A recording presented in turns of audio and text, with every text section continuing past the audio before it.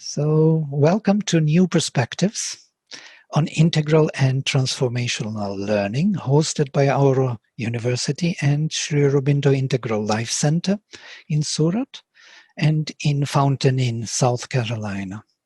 It is a platform for the exploration of new perspectives in integral education, social development, integral yoga topics, and art and culture. Our aim is to facilitate presentations and interactions of different experts and researchers in diverse fields of endeavor, creating an interdisciplinary and interactive platform where all perspectives may find their true place, leading to more harmonious and comprehensive ways of living. Today is a roundtable on integral education in Auroville. In its charter, Auroville was envisioned as a place of unending education, constant progress, and a youth that never ages. Free progress is a term coined by the mother. She spoke of it as a progress guided by the soul and not subjected to habits, conventions, and preconceived ideas. In its numerous experiments in learning and teaching, to what extent has Auroville been able to bring these great ideas to life and action? Yves and Deepti will speak of their experiments in the field of education and their experiences working with Auroville teenagers in the last school. Yves grew up in France, where he studied political sciences. He has been living in Auroville since 1993, as a researcher and teacher of history, sociology, and later on in Sanskrit language and literature, in the light of Sri Aurobindo and the Mother. For more than 2 decades at Last School, which is a secondary school of Auroville. Deepti Tewari is a teacher and educationist in Auroville schools for 35 years. She has worked in the last school. She has written the Matrimandir journals and more recently explored Auroville's international dimensions through Bhavishyate, the Bharat Nivas journal. I would propose that every panelist would have 15 minutes for their presentation and then 30 minutes for question and answer session. Please post your questions into question and answers box so we would address them at the end of their presentations. So I invite Deepti Tewari first to speak about integral education in Auroville, its vision, and maybe challenges. Please, Deepti. Good evening and good morning, depending on which part of the world you're in. I'm going to cover 3 aspects. Actually, Yves and I will share what we are saying because we have been colleagues for many years. And in Auroville, because it's an experiment in collective brotherhood, we get to know each other much more than just being colleagues. There is a sort of a inner dimension to the connections. And if Auroville exists after so many years, it's because of this inner scaffolding. So I'd like to introduce our listeners to what was this scaffolding. In the 50s, Mother invited everyone who was turned to Sri Aurobindo to a great adventure. And then she said, in this adventure, we're not going to repeat what others do. It's a pathway into the unknown, into the unforeseen. And if you like such an adventure, come join. And we have to create everything anew. Well, that's the basis of Auroville. We cannot build what we are doing in Auroville on the structures that humanity has created for millennia and recently, since the modern age, the structures that have been created. Auroville begins in some ways where all that stops. In 66, when she was speaking about, she's speaking about many things, but she begins to speak about Auroville. And she says humanity is not the last rung of terrestrial creation. Evolution continues, and humanity as a species will be surpassed. She ties Auroville to this journey of surpassing the human condition. So what we are trying to do is in Auroville is not create an ameliorated human being. No, we have to take apart what we assume to be the best. We have to reinvent that into new forms. She says it's a new creation. It needs new forms. It needs new methodology. But it isn't something that you do with the mind. She says for millennia, we have developed outer means. I'm going to read that. For millennia, we have developed outer means, outer instruments, outer techniques of living. And finally, those means and techniques are crushing us. In the time of COVID, that's pretty clear. I'm again quoting, the sign of the new humanity is a reversal of perspective and the understanding that the inner knowledge and the inner technique can change the world and master it without crushing it. So somehow Auroville has to find a way to transmute things without destroying. If you look at the way humanity has progressed, we have, the centrifugal and the centripetal forces. Revolutions are destructive very much. Now, can we create a change in Auroville without a revolutionary, even a crushing movement? So she says, again, I'm quoting her, Auroville is the place where the new way of life is being worked out.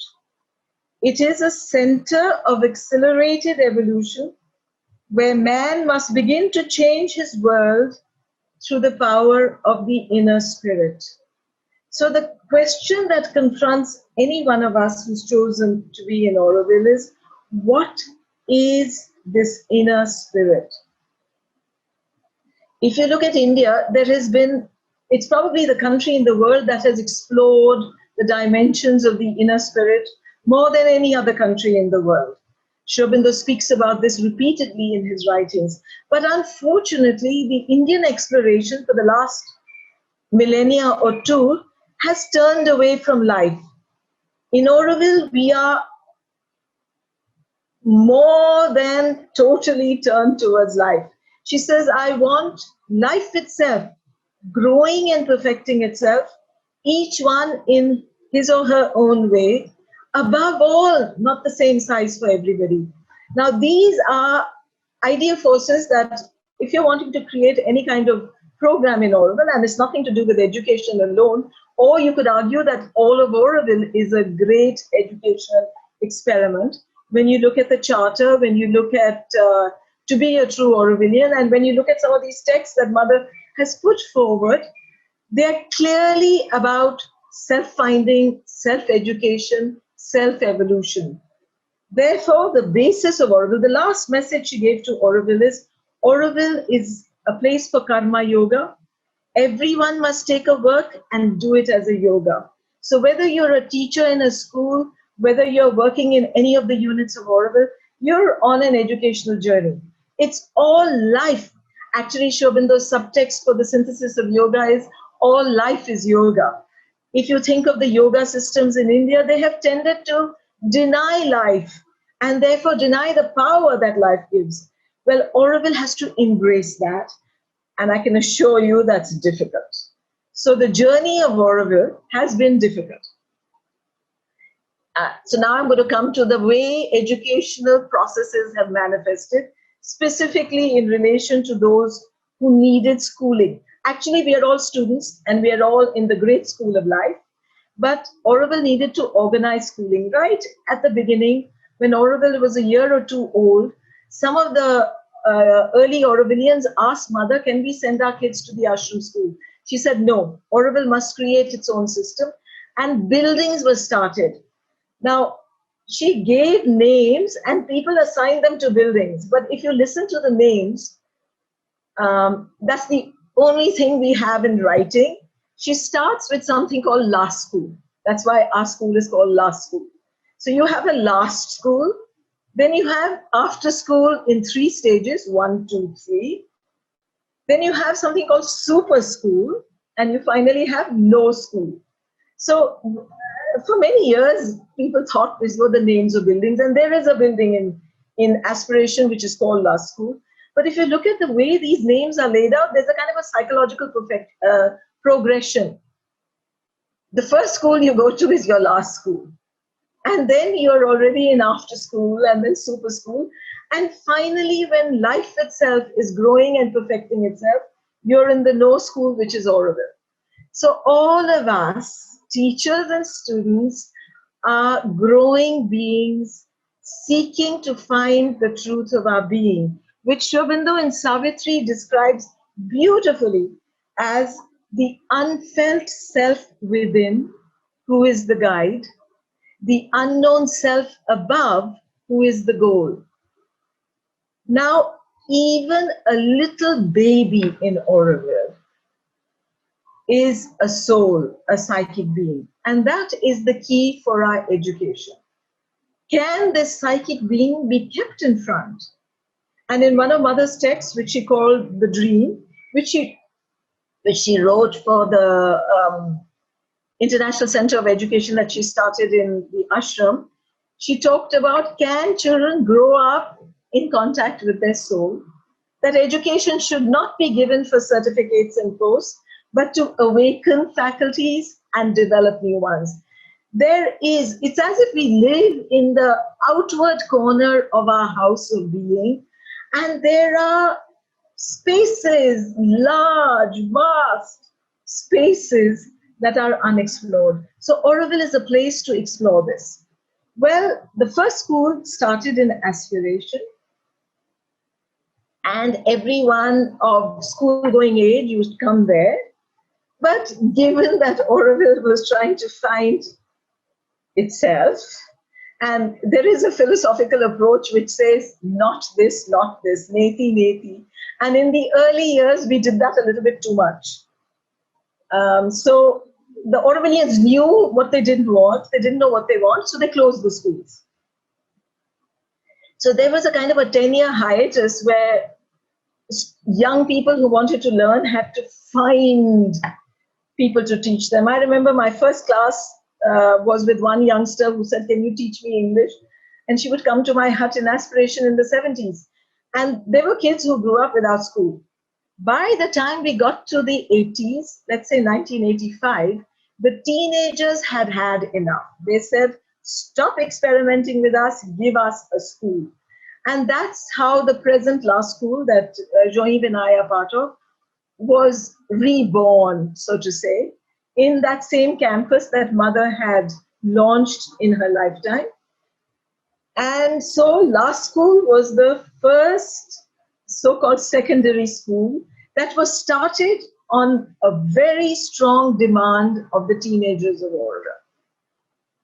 Now, this Last School had a lovely first few years because the kids had been left very wild, so they were responding to the discipline, they were ready to be structured, and we created a wonderful program. We discovered very quickly that you could not approach the subjects in the way normal education does. So for instance, the question, what kind of history do we teach kids? And we realized, well, no textbook that exists in the world is valid for the kind of historical perspective that we need to create in Auroville. It's there in Sri Aurobindo's book, his Social and Political Thought, The Human Cycle particularly. But we were all students ourselves. So I remember the first history classes, we divided the world amongst 8 of us, and each of us prepared our classes. I got ancient India, for instance, and somebody else took ancient Greece, and George Panfrecken took ancient Rome. And we would all attend each other's classes, plus all the kids. So it was like a ferment of learning.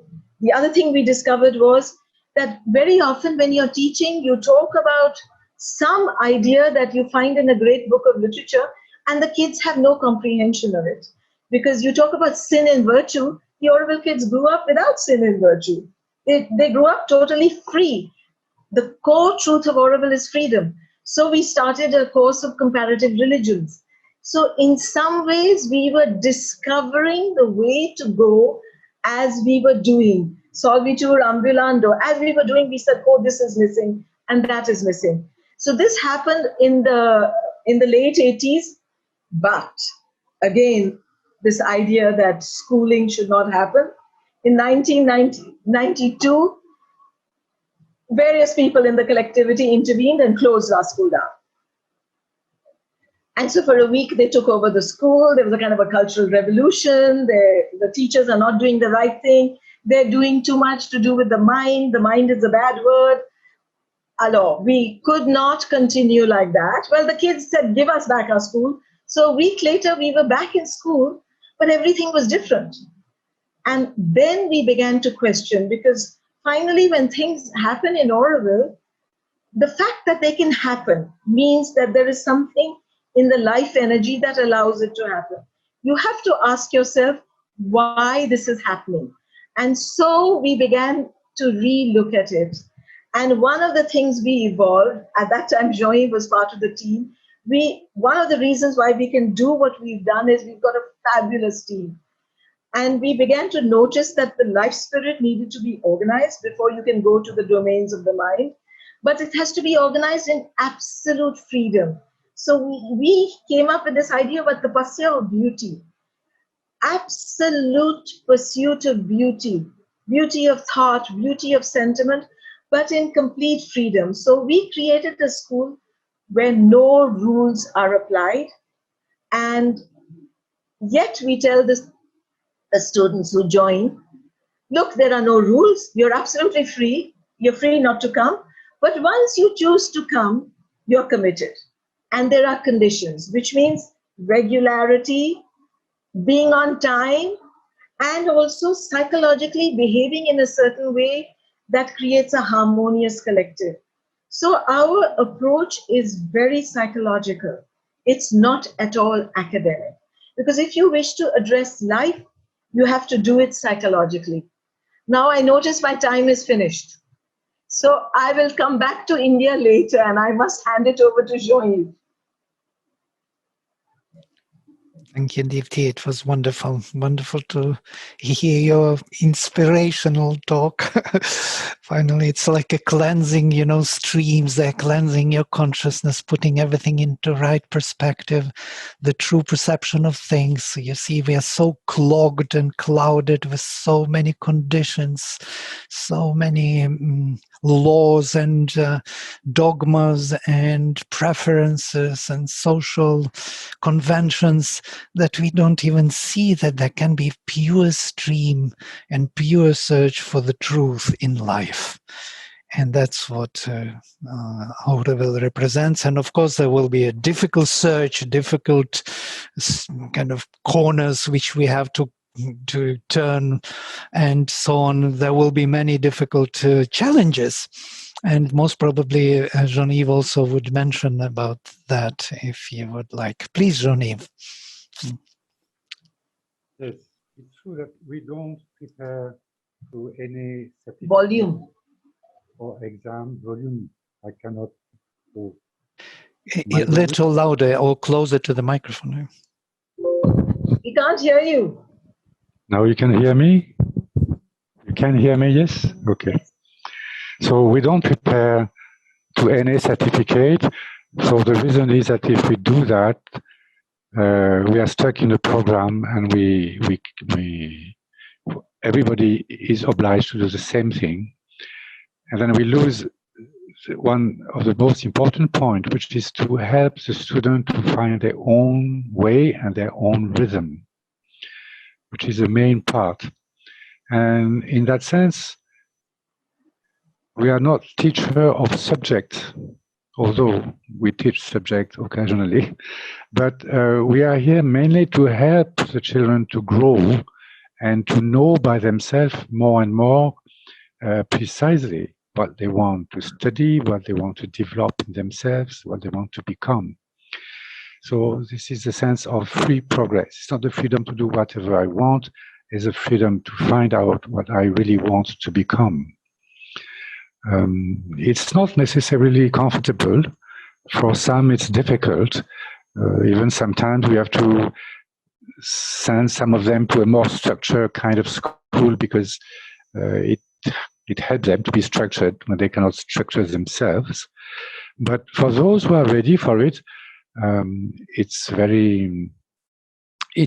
a help. It helps them to grow in what they are instead of growing into something they are not, like a role or a professional profile.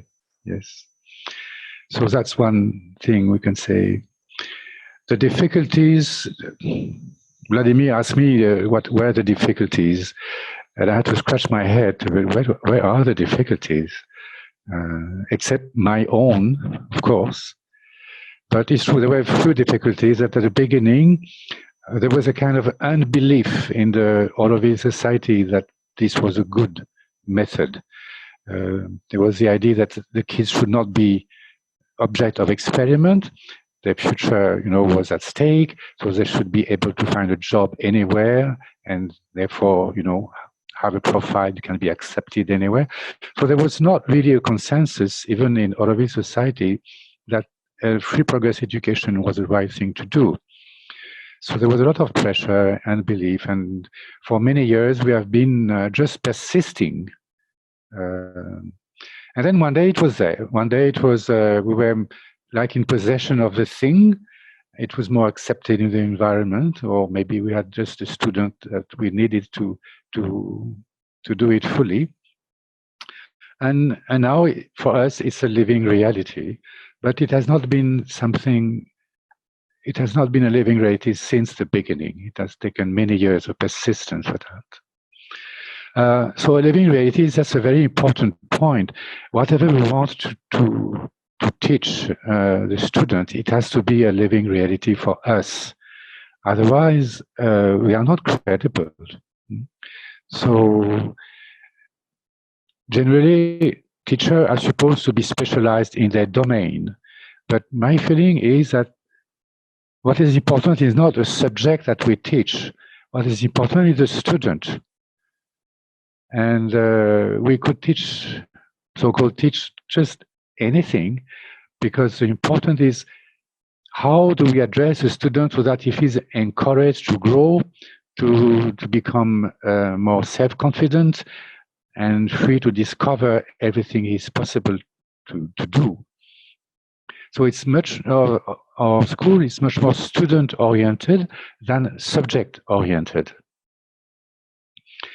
Another question that I was asked to answer is how do they cope with the situation outside? When they leave Auroville or they go in the outside world? And I think in all the examples I have seen, they have managed very well, because what they have received here, however imperfect it was, it's something that helped them to be self-confident, to be able of taking initiative, to have a sense of purpose, and to feel free to choose this or that. And they were much more autonomous when they were in another context than the other students. So in that sense, it was not a handicap. It has never been a handicap for them. I think when they are awakened to the sense of what they are and what they are capable of, then they can go anywhere and they will be achievers. Yes.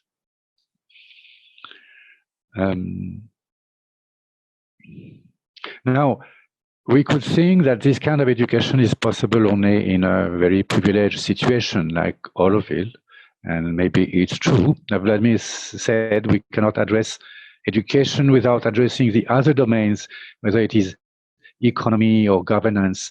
And finally, our system of education is in phase with the system, social system where we live.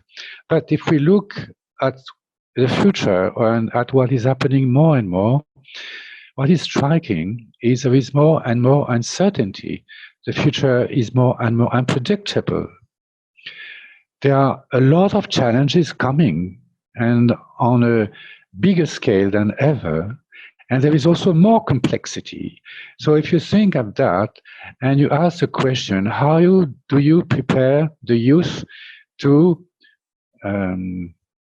to meet an uncertain and predictable future full of challenges and complexity, what kind of education do you want?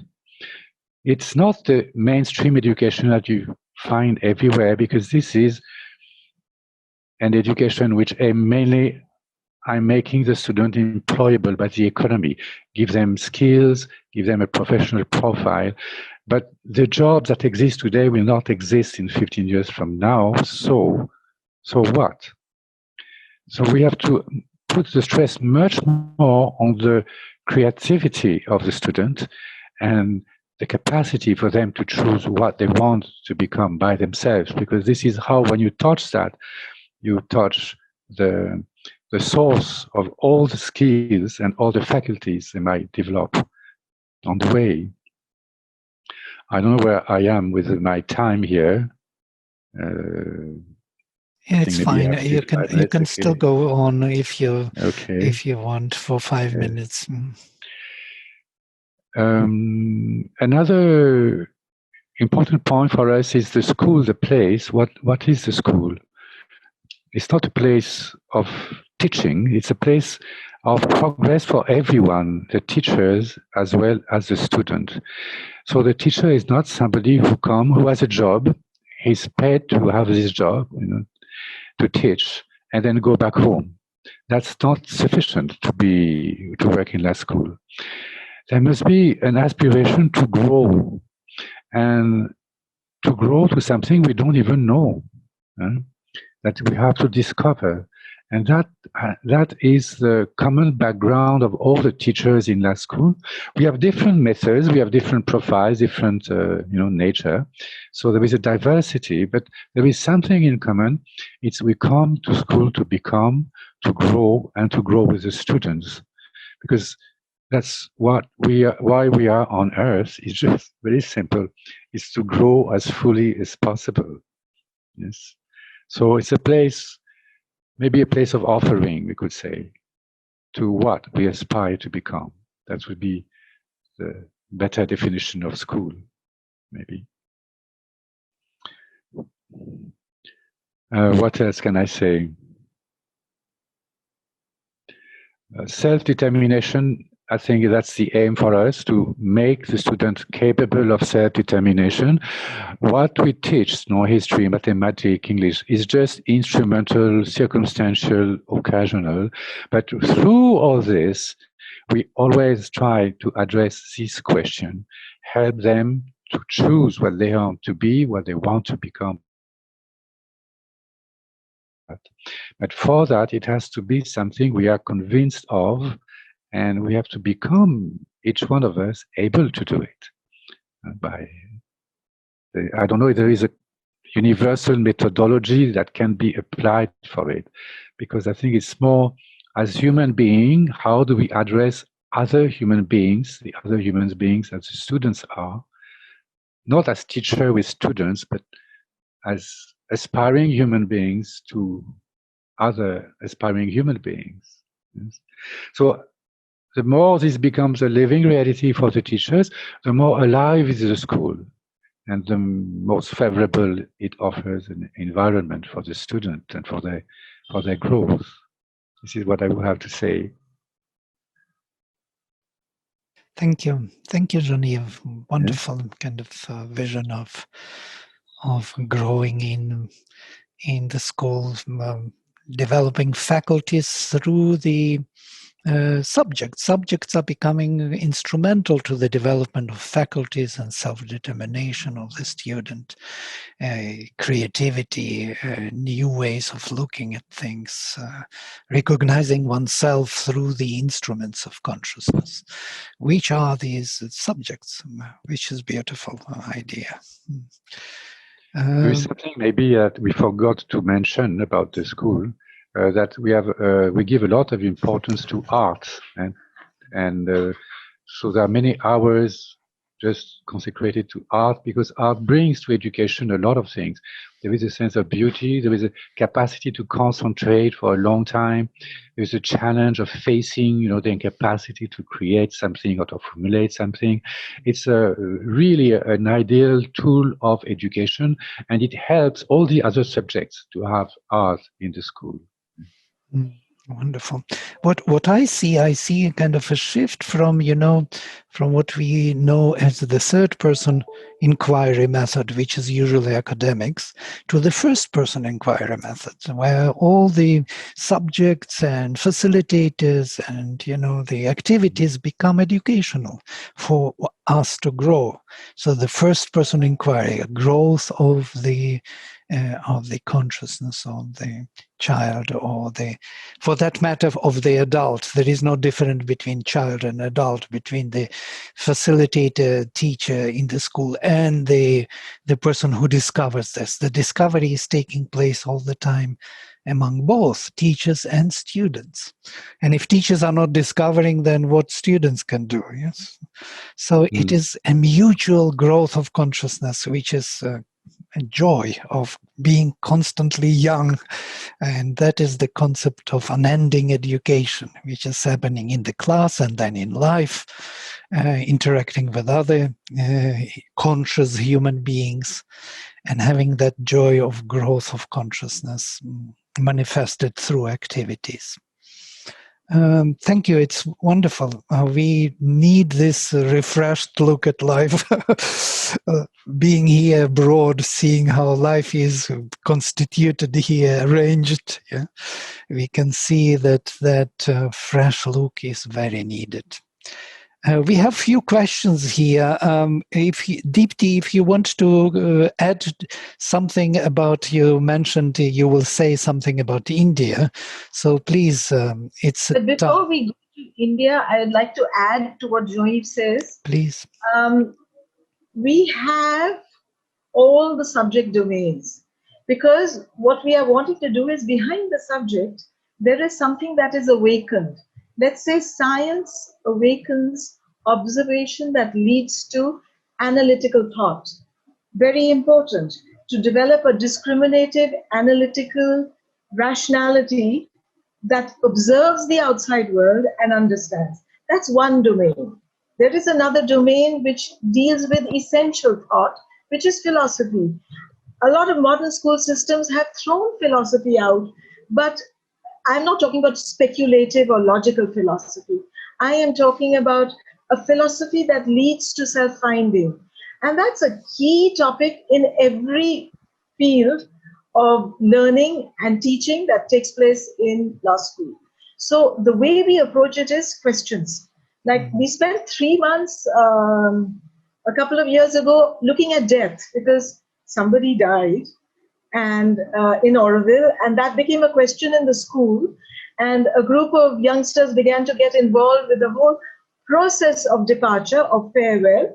So we did a whole exploration of what is death. Now that's a life issue that everyone should look at. Often we don't prepare young people to understand the profound questions that life throws up. So you kind of take them through an academic schooling and you throw them out into the real world, and they're completely lost. What Yves said, our kids manage very well, is because they're doers and they know how to deal with life. They meet life head on, and the issues that they meet in life come up in the school for discussion. The third area is what Yves mentioned about art, music, poetry. It speaks to the side of you that knows, the profounder side. And that the side of dreaming, of imagining, of visioning, we value it immensely. And we give it a lot of scope for self-expression. The other thing is, we tell the kids there is no wrong question. Please ask questions, because we are set in motion with the questions. If you don't ask questions, well, how are we going to know what to tell you? Because remember, we don't have a syllabus. We have very vibrant living sessions. We also sit in kind of a circular manner, because one of the things we tell the kids is the teacher is not the fount of knowledge. Learning takes place in many ways. And learning is as much lateral. The kids can teach each other as much. And by listening to each other, so the teacher is the first listener and the first student of the classroom. The students listen to each other as much, and we build our program. We never manage to finish what we are doing because so many questions arise. Now, unfortunately, when you have an academic program based on a syllabus, even when there is a profound question that comes up from one youngster, the teacher will say, no, I have no time. Yeah, I have to finish the syllabus. Now, we have total freedom in our school. We can explore the question the moment it arises, because when it arises and you respond together, you search for an answer together, that knowledge becomes invincible. So there is a very living, vibrant process. And one of the things that we demand is no boredom. The moment a kid is bored, we need to sit down together and analyze it. Why? What's going on? What's happening? So it's a very vibrant, living process. The other thing is we want collective beings. We don't want, modern education produces very selfish, self-centered, self-aggrandizing people. We want beings that are ready to serve the collective. So we encourage collective processes. We encourage kindness. That's kind of the highest position a child can have, to be kind to others, to take care of each other, to protect each other, to grow together. So, there is that Sanskrit proverb, which I think is the last verse of the Veda, Sam Gachadvam, Sam Vadvatam. Vladimir, Joim, tell me what it is. Sam Gachadvam, Sam Vadadvam, Sam Vomanansi Janatam. That's what we do. Mm-hmm. Wonderful. It's so inspiring, so beautiful to listen to this learning environment created, which is open. And actually Montessori also has the similar approach. They took this approach of answering the question when it arises, because in that moment the child is attentive, and if you really pay attention and really take your time, that answer is really invincible. It stays forever. It doesn't have to be remembered or something, or usually that's how we learn. We remember the answers and we think we learn. We don't learn much. Questions are more important than even answers, actually. To keep the question, to make question grow, it becomes something like exploration, aspiration to know. And knowledge arrives, knowledge comes and goes. And sometimes it is not there, so we have to wait for it, to wait for that occasion for it to come to us. This supremacy of knowledge, not of the teacher, it's very important. That the teacher is the first student, as you rightly said. This attitude changes everything. And it creates trust among learners. Among students, they trust you because you are the learner also. It's wonderful. I'm kind of very glad to hear these these concepts, in action. I know that last school had many difficulties because of, the whole trend was towards certification in Auroville, and last school was the last forepost of not accepting certification, and it was wonderful. Now we have... Anybody else, Vladimir, I wouldn't teach any other way. This spoils you for any other way of teaching. This is such fun because every day is new. You discover something. Mm-hmm. Beautiful. So we have several questions here already. You can see them in question and answers box for yourself. And if you are ready to answer for some of them, I can also voice them if you need for others, because others may not see it. What is a school day, week, semester, year like in the last school? How is free progress embodied in teachers' day? Just now you answered all these questions. And relations with the parents. Relations with the parents, maybe you could touch upon. Joy? There is also the chat box with questions there also. Yeah, in the chat box there is also one question or two. You want to say something about the relation with the parents? Yes, do that. Yes. Deepti? I'm asking you. For the parents. Wait, listen, the parents, first they have to agree, of course, with our way of teaching, otherwise it's difficult. And then we don't go through the parents to reach the students, and we generally try to solve all our questions or problems with the student, with him directly. So the parents are not particularly present in our way of functioning. We have something else to add, Deepti? Yes, because what we do is we tell the students that if we have an issue with you, we will talk to you. And if you give us permission, we'll talk to your parents. Because these are teenagers, they're self-developing beings. We are recognizing them. You know what Shravinder says, that there is the soul, which is a self-directing and self-developing being. Now, if we are going to evoke that, we tell the kids, we recognize that you are capable of complete responsibility for yourself. If we wish to bring in your guardians and your caregivers, we'll ask your permission. And sometimes with their agreement, we might have a conference. But otherwise, generally, the kids say, no, we work it out together. So it's not as if we are excluding the parents. The parents are welcome to come and talk to us at tea time if they have a question.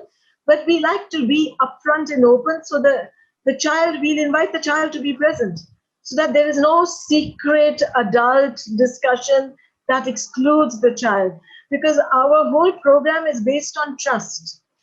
And we need the kids to trust that what we represent is an aspiration towards the best that they have within them. But we are demanding that that best comes forward. So in that sense, the condition is rigorous.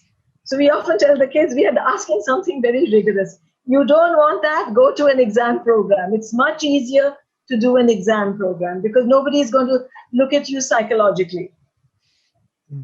It is also possible to be in a school and at a certain point in time to prepare an exam on the side, and it happens for some who want to go to university or to another country.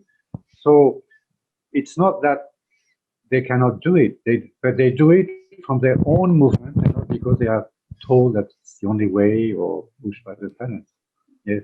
So there's a question here about how do they if they want to go to university, how do they do that? Well, they found their own way. If there is the necessity of having a certificate for that, they just go and get a certificate. But let us add, Jean-Yves, that more and more are getting admission without certificates. And yes, also. Yes. There is another question about the teachers. Who is teaching the teachers? Well, nobody. Because, you have to find your own way. It's not that there is a technique that we transmit to the new teacher. Each teacher has to find his own personal, authentic way of how to teach in a free progress school. And because it has to be a discovery, it cannot be taught. And the kids discover very quickly who to go to for what. They'll say, oh, you go to Joy for that, you go to Deepti for that, you go to Lola for that. The kids figure you out very well and they openly speak about which teacher to contact for what. So they're laughing about it. They're by the way, we are all called by our first name. We don't have this ma'am and sir. They relate to you as equals. And the respect, if you have it, is earned. But it is not expressed by titles and positions. So one of the speculations the kids have is, who is in charge of La School? And they love playing this game that, no, Jean-Yves is in charge. No, Lola is in charge. No. Then they figure it out that it's a team. And that's also very important because the team is very important. After all, Auroville is a collective experiment. So the team, there should not be one boss. That's the industrial age way. It's outdated. Yeah, when the system, educational system, is a recruitment for the economic, for the market-oriented society, then of course there has to be a boss, there has to be a program.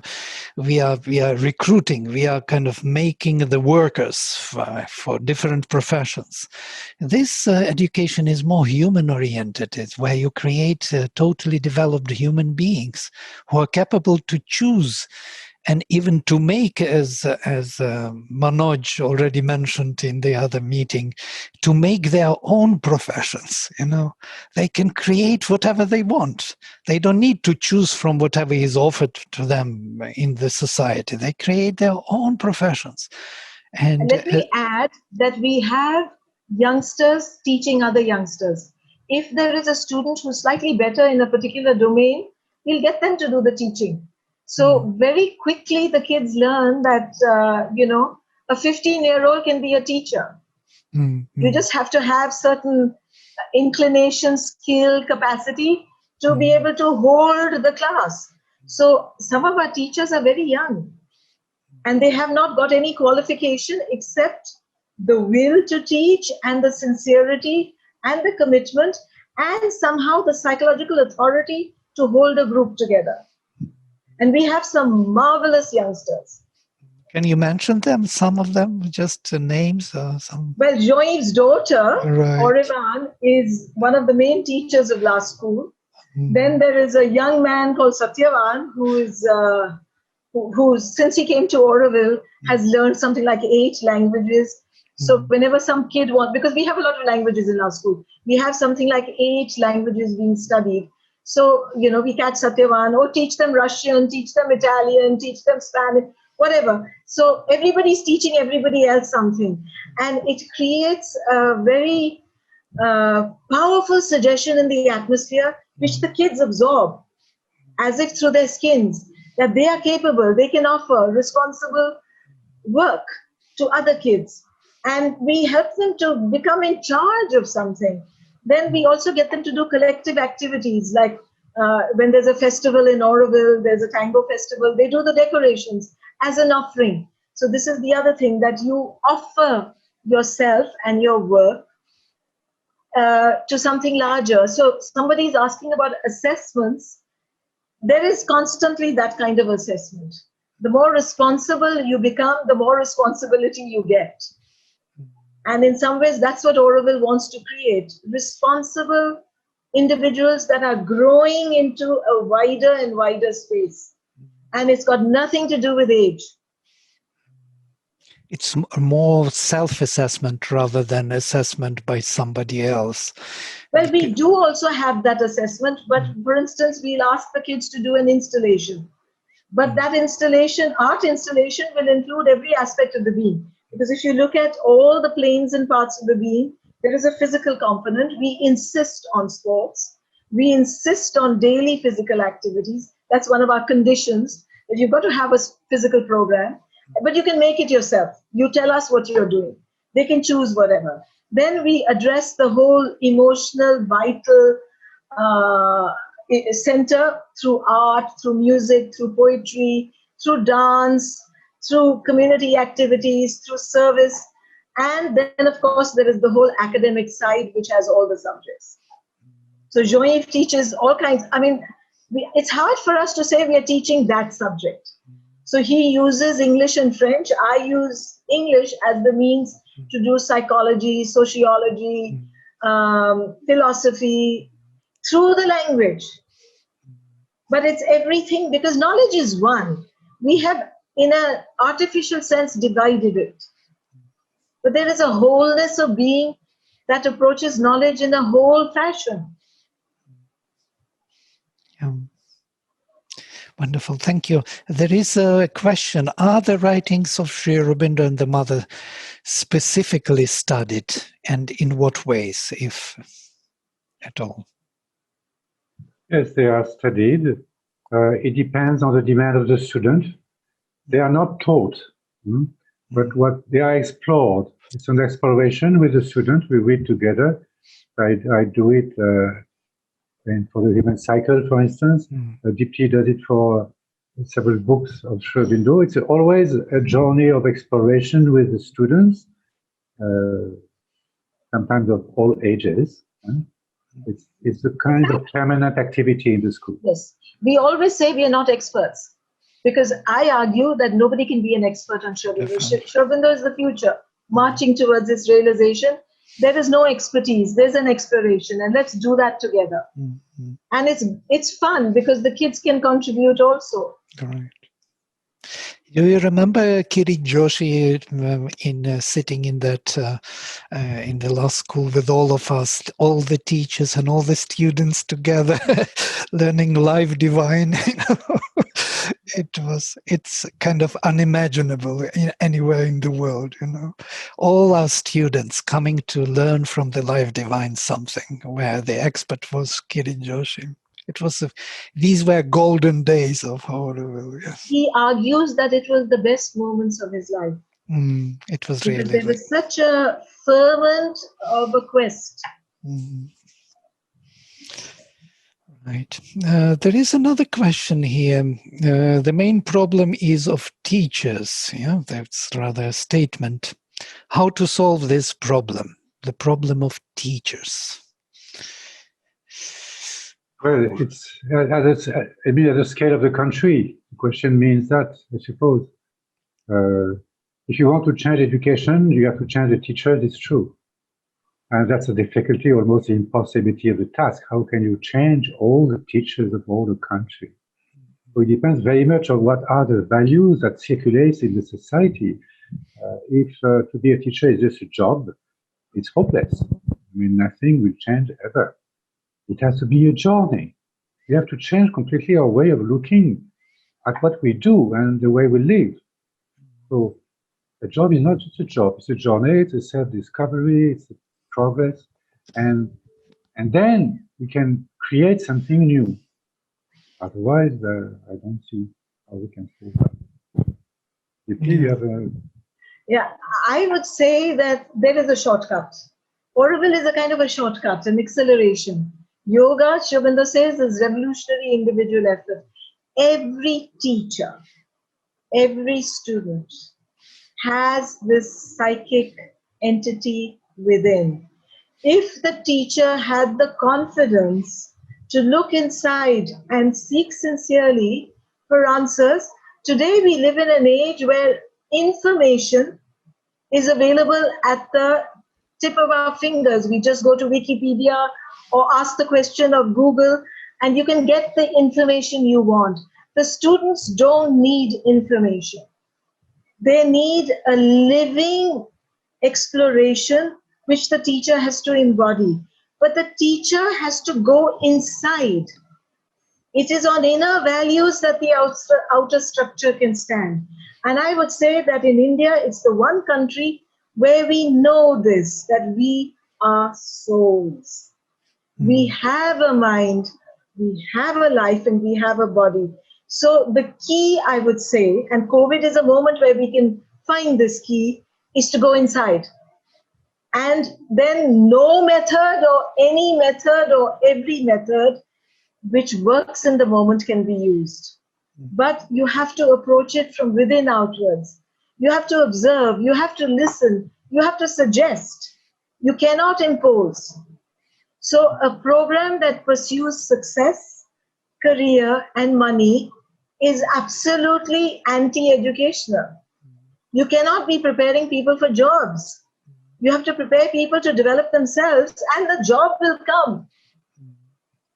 If there's a growth of consciousness, who doesn't want you? Actually, now more and more, I find business people are doing away with looking for people who passed universities. In fact, maybe the university system is obsolete already, because there is a new way to discover and to know. And the way of the future is to be a self-developing soul growing in consciousness. So a teacher can do that. For heaven's sake, an adult has everything at their disposal. You remember we had a project with Kirit Joshi on kind of writing on different personalities, on Rama and so Savitri. It's these books, beautiful, these golden books, for educational purposes. How to create the model, how to create the beauty of the truth embodied in some personalities, which would be very helpful for the schools. Something similar we tried to do in our university to bring the aspect of SOL, the science of living, all the qualities of the soul, like humility, sincerity, through literature, through examples in life, that it becomes inspirational model for the youngsters, and that can catch the fire, that aspiration within to be a greater, purer being. And that is a true joy of life, basically. There it is hiding. If we don't have that, if we are always calculative and managing, things, then of course that joy of life will not beam through. So that can be, suggested to the... Vladimir, remember what mother used to say in her school? She says, I don't want professional teachers. And she would tell people at 18, she told Aster to teach at 18. She says, so Aster says, what do I teach? She says, you just have to be one lesson ahead of the students. And so it's not the subject itself, it's the living, vibrant quest that needs to be present in the teacher. And your quest will awaken the quest in somebody else. Because like in Sanskrit, we say, Jyota se Jyot. Only a Jyoti can light another Jyoti. So you have to be a burning mystic fire. And hopefully that mystic fire will illuminate something more than just what you're doing.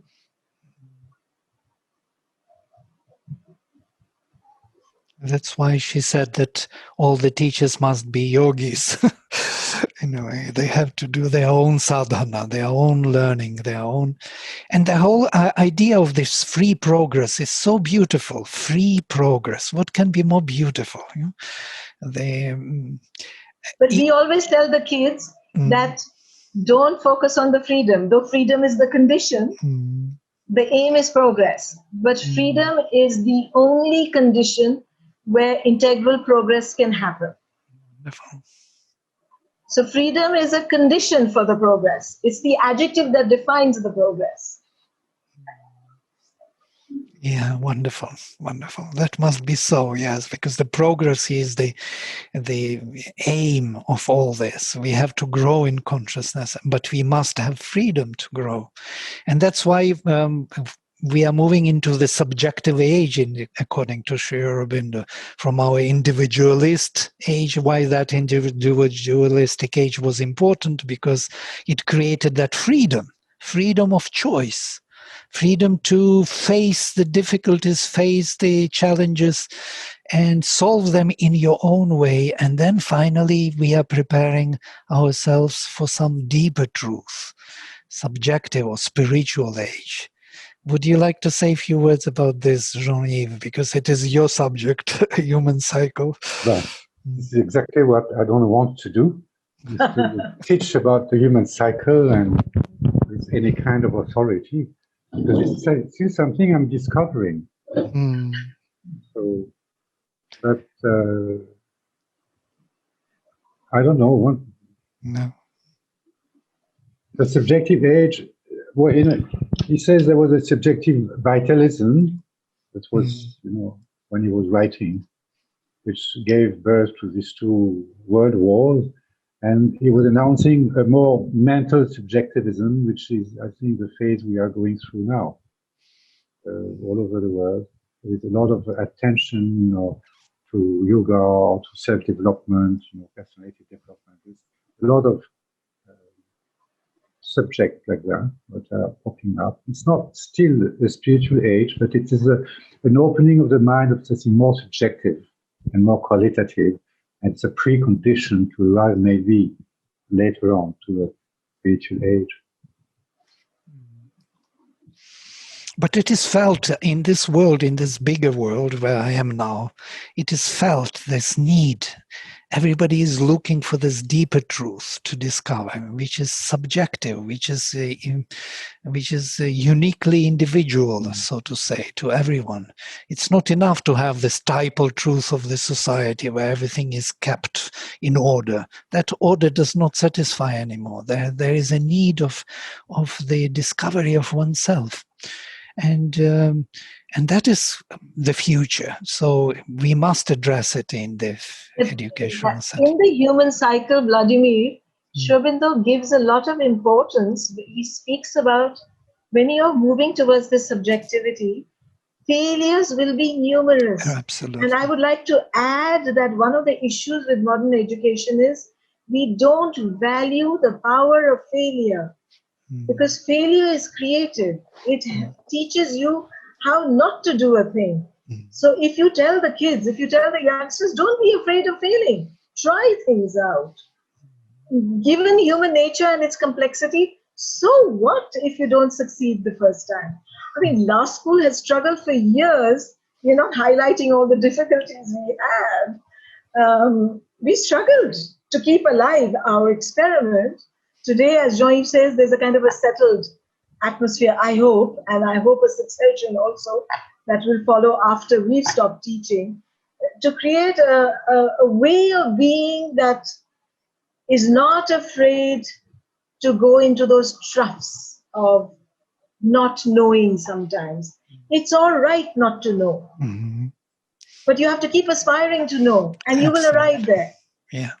And it's always good to know that you don't know, and to value that not knowing, and to a certain extent, because that creates the space for knowing, and this knowledge will come. Yes, not to be afraid not to know is very important, and not to pretend to know, not to try to be knowledgeable one in the eyes of the others. Yes. There are a few questions more here. How do you assess students' progress and performance? One more question, and one more. Can this kind of teaching be introduced in general governmental schools? Well, listen, Kirit Bhai, you mentioned Kirit Bhai. He was the Special Secretary Education. He helped to formulate the earlier education policy, which now has been changed a little bit. He used to always argue that mother wanted il faut généraliser, this free progress. So he used to always tell me, keep talking about these names. This is the future for India. And I think it is the future for India because India knows the inner dimension. A little child in a village school, you look at the eyes of these youngsters, they're awake, they're alive, they're full of energy and aspiration. In fact, the traditional schooling kills that. So let's not repeat the cycle of industrial age education. Let's leap straight into the future. There is a possibility. And I absolutely think it can be generalized. Wonderful. Thank you. Right. Thank you very much. Jean-Yves, would you like to add something to this? Yeah.